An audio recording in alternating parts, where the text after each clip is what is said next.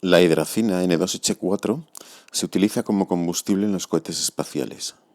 La ecuación de la reacción de combustión es la que aparece ahí. Primera pregunta, ¿cuántos litros de nitrógeno medidos en condiciones normales se formarán a partir de 1 kilogramo de hidracina y 1 kilogramo de oxígeno? Y B, ¿cuántos gramos de reactivo en exceso sobrarán? Bueno, en primer lugar, tenemos que comprobar si los reactivos, en este caso la hidracina y el oxígeno, están en las cantidades adecuadas para que reaccionen completamente o hay alguno que esté en exceso y por lo tanto el otro sea el reactivo limitante. Entonces eso es lo primero que tenemos que hacer. En primer lugar, porque me va a hacer falta, calculo la masa molar de la hidracina. 2 por 14, 14 es la masa atómica del nitrógeno, más 4 por 1, total 32 gramos por mol.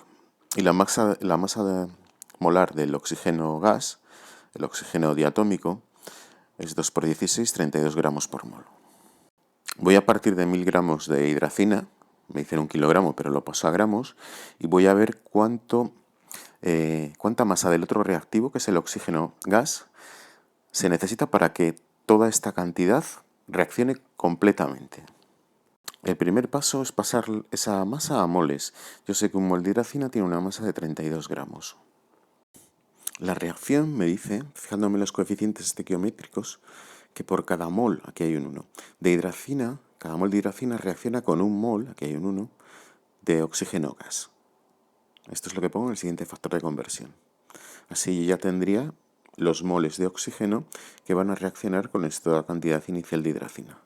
En el último factor de conversión, lo que hago es pasar los moles de oxígeno gas a masa, porque sé que un mol de O2 tiene una masa de 32 gramos.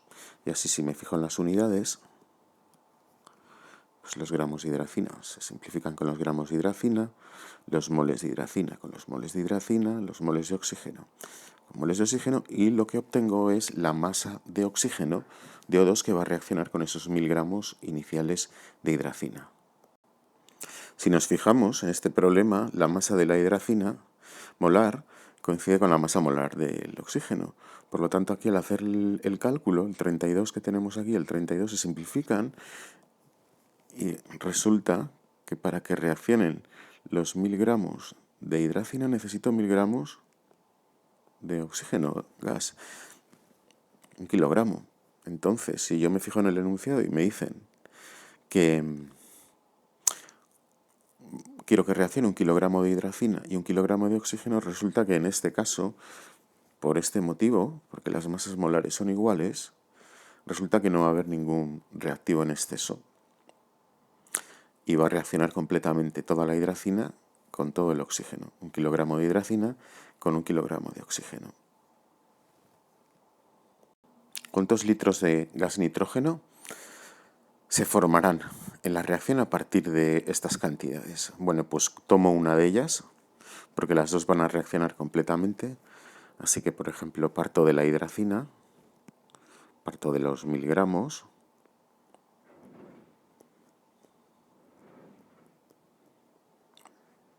lo paso a moles, esto es repetir un poco el proceso anterior, ¿vale? Ya tendría moles de hidracina, los 1000 gramos, ¿cuántos moles son? Ahora me fijo en la reacción, que por cada mol de hidracina se forma un mol de gas nitrógeno.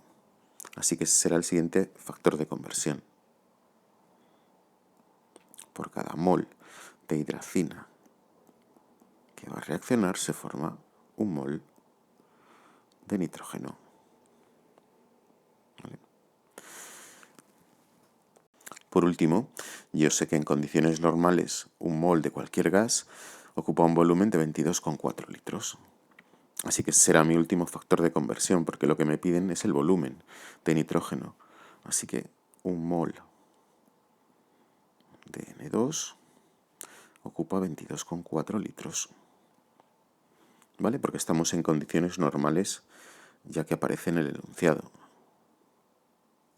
Así que voy a hacer el cálculo y acabar el ejercicio. Vamos a simplificarlo todo, mol con mol, para ver las unidades que quedan, mol de nitrógeno con mol de nitrógeno, y me queda el volumen. Esto sale aproximadamente 700 litros. Y ya habré terminado el ejercicio, porque el apartado B lo resultó al comienzo para poder continuar. Las soluciones o disoluciones de plata pueden reaccionar con zinc mediante la siguiente reacción. Si una masa de 100 gramos de zinc se pone en contacto con 7 gramos del ion del catión plata, indica si existe un reactivo limitante. Y después la cuestión es si queda algo sin reaccionar. Es decir, que si hay un reactivo que está en exceso. O sea, me preguntan que calcule el reactivo limitante y el reactivo en exceso si existiesen. Voy a calcular la cantidad del catión plata que tiene que reaccionar con los 100 gramos de zinc. Entonces, primero lo voy a pasar a moles. La masa atómica del zinc es aproximadamente 65 unidades de masa atómica, así que un mol de átomos de zinc tiene una masa de 65 gramos. Si me fijo en la reacción, que ya está ajustada, por cada mol de zinc, aquí hay un 1, reaccionan 2 moles de cationes de plata. La masa atómica de la plata es 108 unidades de masa atómica. Entonces, yo sé que un mol de átomos de plata tendría una masa aproximadamente de 108 gramos. ¿Qué pasa con los iones? Sí, en el caso de iones, pues un ion plata es un átomo que ha perdido un electrón. Entonces, la masa del electrón es muy pequeña frente a la masa del núcleo de la plata. En general, la masa del electrón frente a la masa atómica pues es despreciable, así que no influye, perdón, no influye en la masa atómica. Influye muy poquito, es despreciable, no es considerable, porque casi toda la masa está en el núcleo. Así que la masa de un ion plata más 1 va a ser más aproximadamente lo mismo que la masa de un átomo de plata. Así que seguimos utilizando la misma cantidad, 108 gramos. Vale, pues aquí tendría ya, si me fijo en las unidades, gramos de zinc con gramos de zinc, mol de zinc con mol de zinc, moles de iones plata con moles de iones plata, y tendríamos la masa que va a reaccionar con los 100 gramos de zinc. Hacemos el cálculo. El resultado es 332,31 gramos de iones plata. Es decir, para que reaccionase toda esa cantidad de zinc, y solo tenemos 7 gramos de plata. Luego está claro que el que está en exceso es el zinc. Cogemos ahora entonces el otro reactivo, que es los iones plata, los 7 gramos, y voy a ver qué cantidad necesito de zinc para que reaccione completamente. Así que, como antes, lo primero es pasar a moles. Sé que un mol de iones plata tiene esta masa. Vale, vamos a ir simplificando unidades. Gramos con gramos. Y tendría moles de plata. Yo sé que en la reacción, que por cada, lo hemos visto antes, que por cada mol de zinc, 1, reaccionan 2 moles de iones plata. Por cada mol de zinc reaccionan 2 moles de iones plata. Vale, pues simplifico. Moles de iones plata con moles de iones plata, y tendríamos ahora moles de zinc que se han obtenido a partir de los 7 gramos de iones plata. Y ahora paso de moles de zinc a masa. Yo sé que un mol de zinc tiene una masa de 65 gramos de zinc. Vale, entonces el resultado final va a ser en gramos de zinc. Si hago el cálculo me salen 2,11 gramos. ¿Esto qué quiere decir? Pues que para que reaccione toda la masa de iones plata, los 7 gramos, tan solo necesito 2,11 gramos de zinc. Por lo tanto, el resto que tengo de zinc es reactivo que está en exceso. Así que resto los 100 menos los 2,11 que solo van a reaccionar. Los 100 son los que tenía inicialmente. Y me sale que me sobran todos estos gramos de zinc, que es el reactivo que está en exceso. Y la masa de iones de plata, pues es el reactivo que llamamos limitante. ¿Qué volumen de ácido sulfúrico concentrado de densidad 1,84 gramos por centímetro cúbico y 96% de riqueza en masa, mejor dicho, más que en pesos, en masa, será necesario para disolver una muestra de 10 gramos de carbonato de calcio? Indica cuántos gramos de sulfato de calcio se producirán y cuántos litros de dióxido de carbono se desprenderán medidos en condiciones normales de presión y de temperatura. Bueno, aquí lo primero es escribir la reacción y ajustarla. Bueno, esta es la reacción. El carbonato de calcio reacciona con el ácido sulfúrico y me dicen que uno de los productos es el sulfato de calcio y otro es el dióxido de carbono. Y entonces me faltaría el otro producto que se puede deducir porque sí. Con el calcio y este anión formamos el sulfato de calcio y luego aparece el dióxido de carbono o anhídrido carbónico. Si nos fijamos aquí, si tachamos el calcio, y el anión sulfato, me quedaría H2CO3, ¿no? Entonces, si uno de los productos es el anhídrido carbónico, el H2CO3 es el ácido carbónico. Entonces, sabemos que un óxido ácido, como es el anhídrido carbónico o dióxido de carbono, cuando reacciona con agua, nos da un osácido, que es el ácido carbónico. Así que del ácido carbónico, cuando se descompone, pues obtendremos el CO2 y el agua. Aunque normalmente en estos niveles ya nos la van a dar. Bueno, el siguiente paso es ajustarla. Podéis comprobar que no hace falta hacer nada y que ya está ajustada. En primer lugar voy a calcular la masa de ácido sulfúrico que va a reaccionar con los 10 gramos de carbonato de calcio. Una vez que conozca la masa, que necesito de sulfúrico, la voy a coger de esa disolución. Pero primero voy a calcular la masa. Yo parto de esta cantidad, de 10 gramos de carbonato de calcio. Lo voy a pasar a moles con este factor de conversión, teniendo en cuenta que la masa molar del carbonato de calcio es de 100 gramos partido mol. He calculado aquí las masas molares de las sustancias que voy a utilizar a lo largo del problema.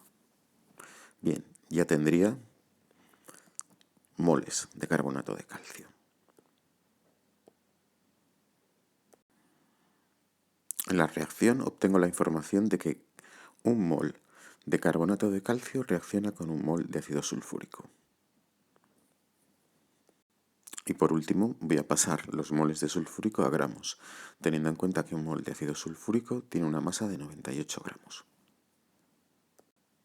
obteniendo 9,8 gramos de ácido sulfúrico. Entonces, con estos 10 gramos de carbonato de calcio van a reaccionar 9,8 gramos de ácido sulfúrico. Esta masa de sulfúrico la tengo que obtener de esta disolución, que tiene estas características, esta densidad y este tanto por ciento en masa. Así que yo la tengo que obtener a partir de este volumen. Tengo que extraer un volumen de disolución tal que haya 9,8 gramos de ácido sulfúrico. Yo sé que por cada 100 gramos de disolución tengo 96 gramos de ácido sulfúrico, que es el soluto. Si yo quiero obtener 9,8 gramos de ácido sulfúrico, voy a necesitar una masa X de disolución. Multiplicando en cruz y despejando, obtengo que necesito 10,21 gramos de disolución. Pero yo esta disolución la tengo en estado líquido, así que me es más fácil trabajar con volúmenes. Y lo que me pide el ejercicio es que calcule el volumen de esta disolución que tengo que coger. Así que ahora voy a utilizar el dato de la densidad. El volumen será igual a la masa partido por la densidad. Entonces la masa es la que he calculado anteriormente, dividido por la densidad, que es un dato del ejercicio, y obtengo un volumen de 5,55 centímetros cúbicos. En este volumen están contenidos los 9,8 gramos de sulfúrico que se necesitan para reaccionar con los 10 gramos de carbonato de calcio. Y ahora resuelto el primer apartado.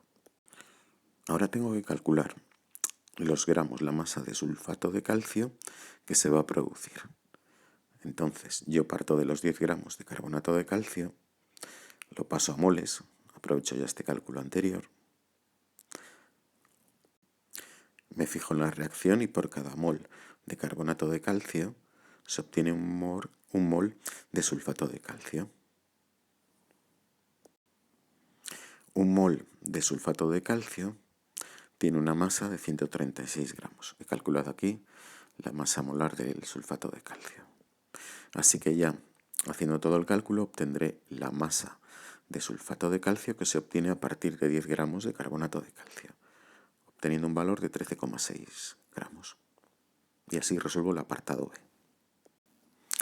Y en el último apartado tengo que calcular los litros de dióxido de carbono que se van a desprender en la reacción, medidos en condiciones normales de presión y temperatura, es decir, una atmósfera y 0 grados centígrados o 273 Kelvin.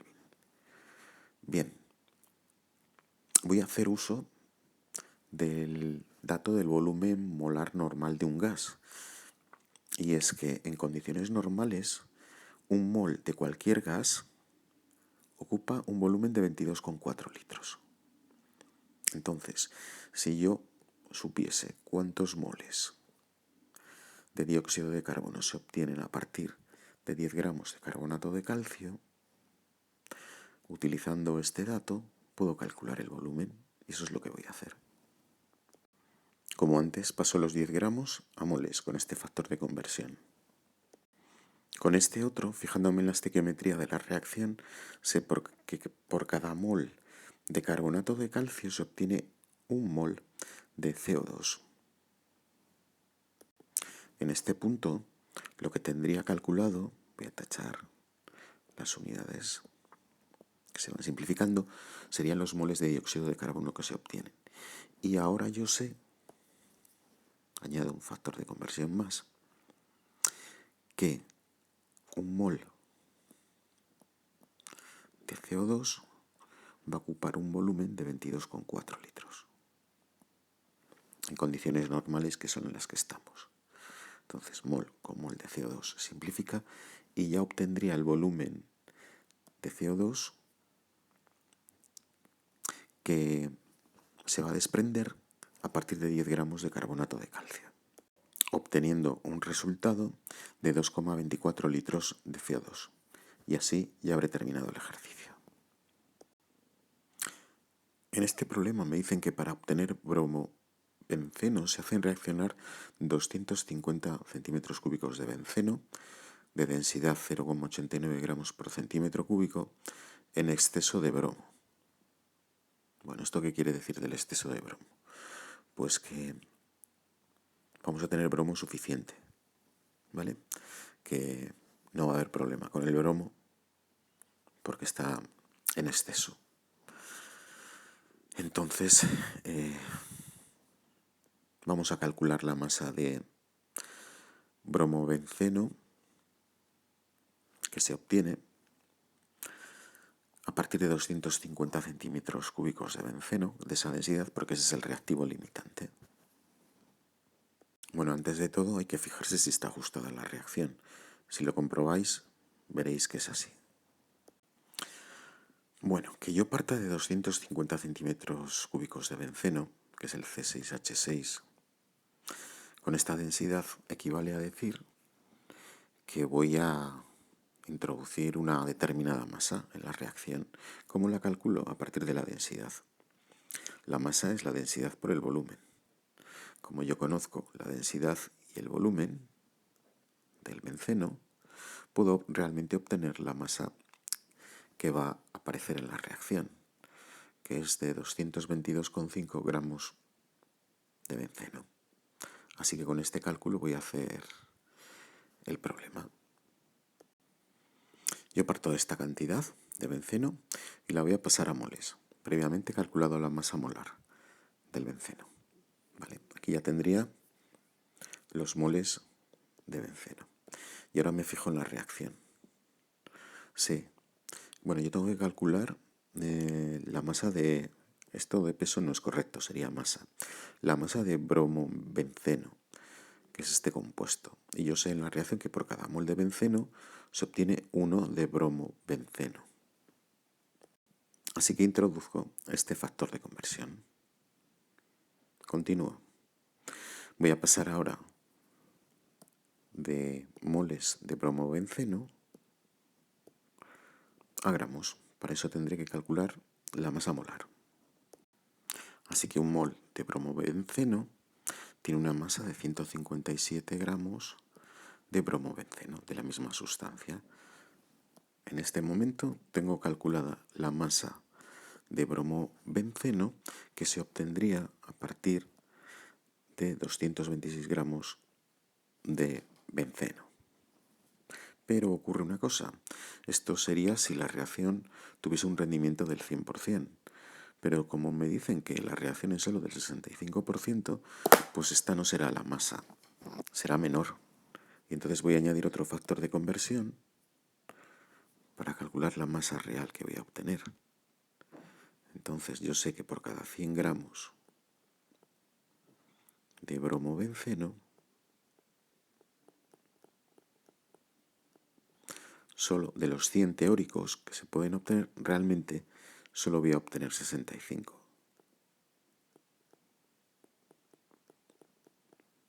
Y añado este otro factor de conversión. Bueno, ahora me acabo de dar cuenta de que he puesto mal la masa del benceno inicial. Son 222,5 gramos, no 226. Y este cálculo es igual a 291,1 gramos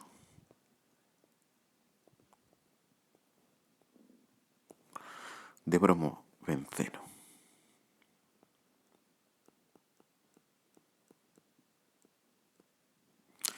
Y esta es la solución del ejercicio. En este problema nos dicen que la hidracina y el peróxido de hidrógeno, o agua oxigenada, se usan juntos como combustible para cohetes. En la reacción entre ambos se produce nitrógeno N2, gas, y H2O, que también estará en estado gaseoso, como vapor de agua. A. Formula y ajusta la reacción. Y B. ¿Cuánto peróxido de hidrógeno? Con el 90% de pureza debe mezclarse con cada gramo de hidracina. Bueno, vamos a escribir primero la reacción. Esta es la reacción. Bueno, la podría ajustar por tanteo, pero lo que voy a hacer es practicar el método de coeficientes indeterminados. Así que voy a asignar coeficientes A, B, C y D. Entonces voy cogiendo cada elemento y voy viendo los átomos que hay a la izquierda en los reactivos y a la derecha en los productos y los igualo, porque tiene que ser igual el número de átomos. Entonces, si empiezo con el nitrógeno, tengo aquí 2A, no hay más. En los reactivos y en los productos tengo 2C. Pues 2A igual a 2C. Con el hidrógeno, 4A más 2B igual a 2 por D. El oxígeno, 2B tiene que ser igual a D. Ahora echo un vistazo y a ver qué me conviene sustituir. Vamos a ver, si yo sustituyo la A, por ejemplo, podría calcular la C. O sea, se conocería la A y la C. Pero con la A y la C, aquí yo no puedo resolver. Bueno, aquí sí conocería esto, pero me quedaría 2B, me quedaría B y D como incógnitas aún. Entonces tendría que resolver un sistema de dos ecuaciones con dos incógnitas. Voy a ver si lo puedo hacer más sencillo. Bueno, antes de todo decir que tenemos tres ecuaciones y hay cuatro incógnitas. Luego, yo con tres ecuaciones linealmente independientes solo puedo resolver tres incógnitas. Y tengo cuatro. Luego, si tengo cuatro incógnitas y tengo tres ecuaciones y resto esos números, me quedan los grados de indeterminación, que es 1. ¿Esto qué quiere decir? Pues que tengo que dar un valor a alguna de las incógnitas para poder obtener una solución de este sistema. Y entonces tengo que decidir a qué letra se lo doy, a qué incógnita. Ya hemos visto que si se lo doy a la A, pues bien, resolvería el ejercicio, pero yo quiero hacerlo de forma más sencilla. Entonces, por ejemplo, si yo doy un valor a la B, obtengo la D. O sea, ya conocería B y D. Si conozco B y D, con esta ecuación puedo calcular A. Y si tengo A, ya puedo calcular C. Entonces lo que voy a hacer es dar un valor a la B. Y por ejemplo, pues le doy el más sencillo. B igual a 1. A ver qué pasa. Si B es igual a 1, D es igual a 2 por 1. Así que D es igual a 2. Seguimos. Ahora, con la segunda ecuación. Ya conozco B y D. Voy a calcular A. 4A más 2 por B, B vale 1, 2. Igual a 2 por D, 2 por 2, 4. ¿Vale? Pues ya puedo despejar la A. A será igual a 4 menos 2 entre 4. 4 menos 2 es 2, 2 cuartos, pues 1/2. A es 1/2. Muy bien. Y vamos a la primera ecuación. Si 2A es igual a 2C, quiere decir que A es igual a C. Y como A ya la conocía, que es 1/2, pues C es igual a 1/2.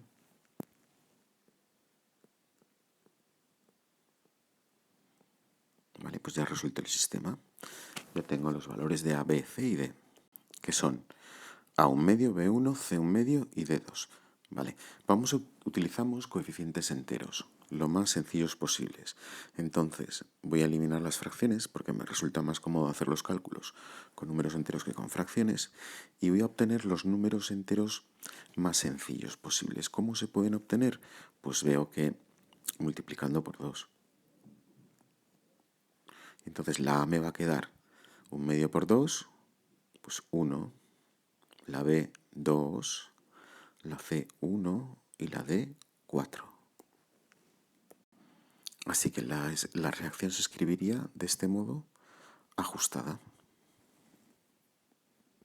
Yo en este problema tengo que calcular en el apartado B cuánto peróxido de hidrógeno se tiene que mezclar con cada gramo de hidracina. Bueno, voy a hacer el cálculo sin tener en cuenta este dato y luego explico para qué nos sirve. Entonces, yo parto de 1 gramo de hidracina y lo primero que hago es pasarlo a moles. 1 mol de hidracina tiene esta masa. Calculo aquí la masa molar de la hidracina. En estos momentos ya tendrían los moles de hidracina. Y ahora voy a ver cuánto peróxido de hidrógeno reacciona. Para eso me fijo en la reacción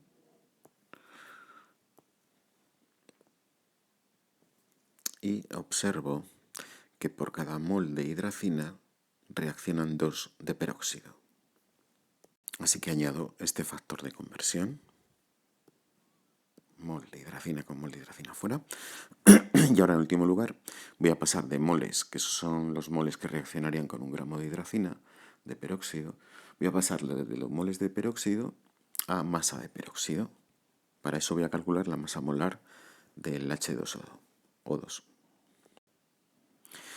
1 mol de peróxido tiene esta masa de 34 gramos. Bien, entonces lo que he calculado aquí sería, ya simplificando mol de peróxido con mol de peróxido, la masa de peróxido que va a reaccionar con 1 gramo de hidracina, que es lo que me pedían. Pero me dicen que yo puedo o tengo una disolución al 90% de peróxido de hidrógeno, que es el agua oxigenada. Tengo una disolución al 90%, entonces, ¿cuánta masa de disolución tengo que mezclar por cada gramo de hidracina? 2,125 gramos si fuese al 100%, pero como no está al 100%, la masa de disolución que voy a tener que usar, pues añado un factor de conversión más, y yo sé que en esa disolución, por cada 100 gramos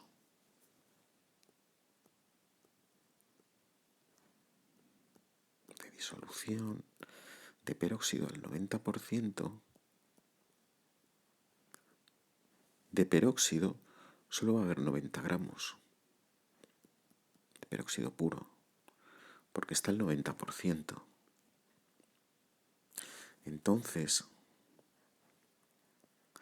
yo lo que obtengo aquí es la masa de ese peróxido al 90% que tengo que mezclar con 1 gramo de hidracina, que tengo que hacer reaccionar. Y entonces eso me sale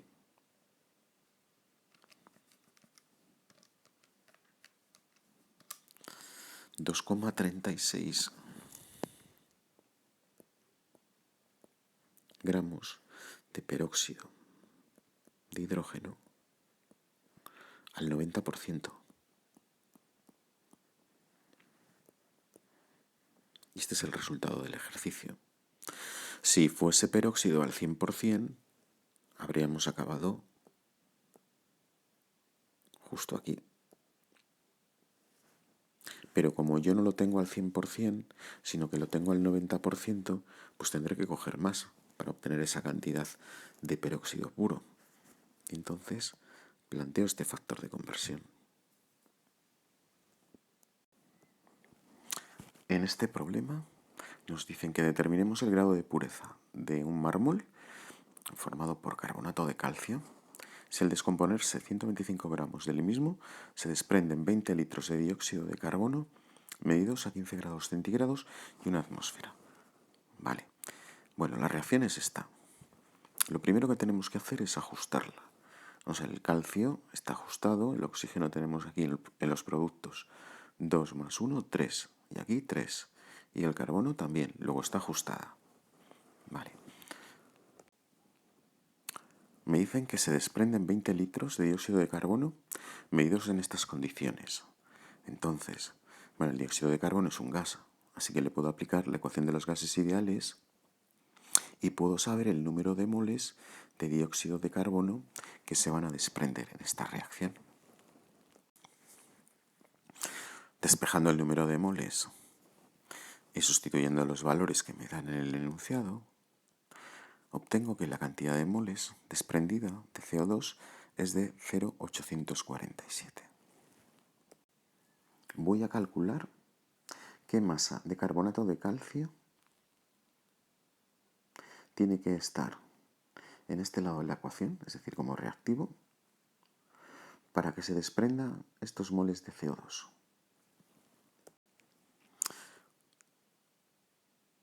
Yo sé que por cada mol de CO2 que se obtiene, reacciona o debo partir de 1 mol de carbonato de calcio.